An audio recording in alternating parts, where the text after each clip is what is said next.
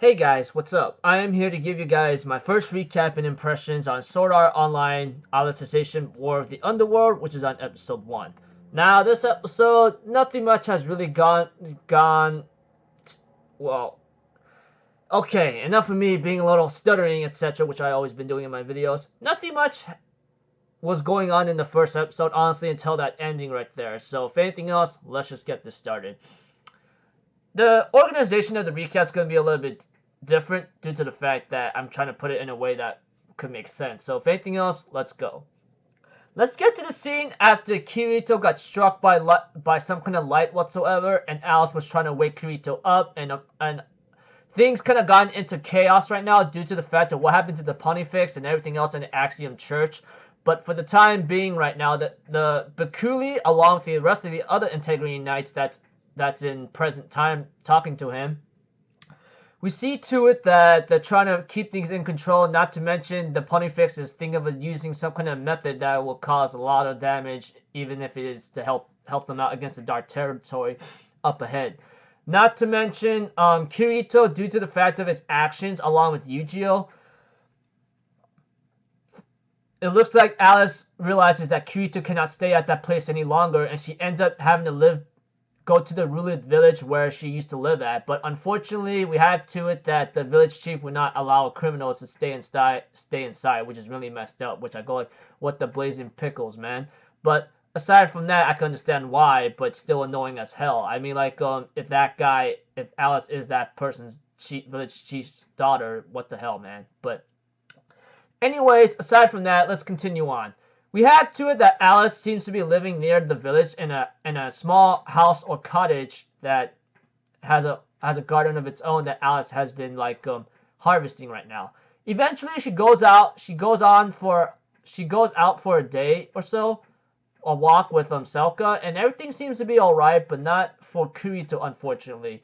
After what happened to Kirito, he became a mute and lost his emotions in other cases. The only thing that's keeping him going right now is the two swords that he has, which is like Blue Rose and that black sword of his, you know? I'm pretty sure you guys know what I'm talking about. If you guys been up to date with Sword Art Online in terms of light novels or freaking like in the anime, you should get the idea. If not, well, you're lost as hell of what I'm trying to tell you. But aside from that, continuing on, we see to it that our buddy Kirito and Alice is supposed to help out cut down a tree after Alice was paid enough, you know, even though it's not too much the way I look at it. But we see to it that this guy and everyone else in the village will be asking Alice the favors despite them treating her like a criminal, and I just find it ridiculous.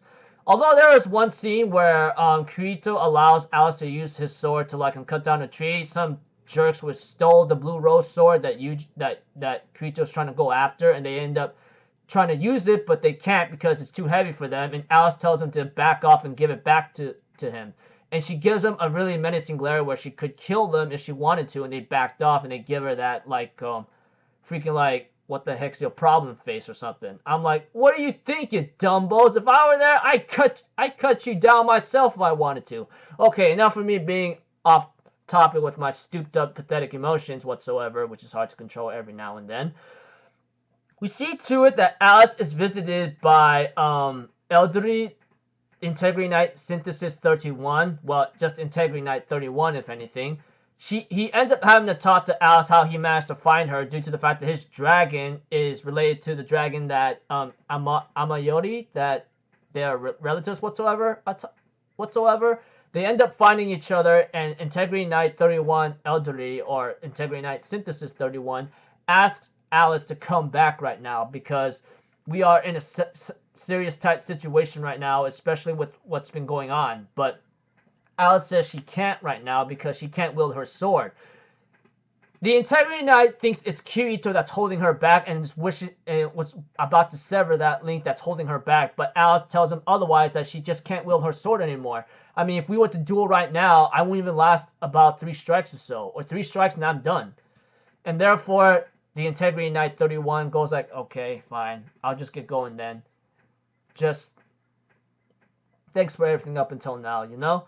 Of course, Alice and Kirito are about to go to bed right now, and Alice is asking Kirito, what should I do, you know? Because it looks like to me, after what happened in the last season of Alicization, it looks like Alice is pretty much lost, and she can't wield her sword anymore to a point that she can't handle 3 strikes of her own. It's really scary. I mean, like, it's either 1, she just gave up, 2, she just lost the will to actually fight, or 3, she just wants to live out her days in peace.